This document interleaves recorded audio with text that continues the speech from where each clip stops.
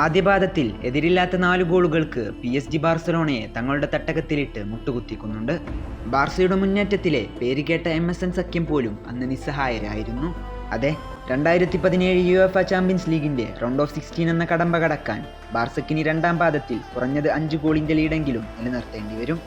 അങ്ങനെ ആവേശകരമായ ആ പോരാട്ടത്തിന്റെ രണ്ടാം പാദ മത്സരം ക്യാമ്പ് നൗവിൽ വെച്ച് അരങ്ങേറുകയാണ്.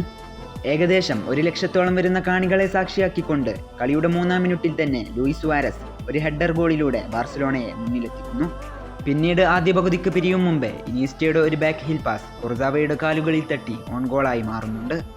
50-ാം മിനിറ്റിൽ ലഭിച്ച പെനാൾട്ടി ലിയണൽ മെസ്സി ലക്ഷ്യത്തിലെത്തിച്ചതോടെ ബാർസലോണ 3 ഗോളുകൾക്ക് മുന്നിലെത്തുന്നുണ്ട്.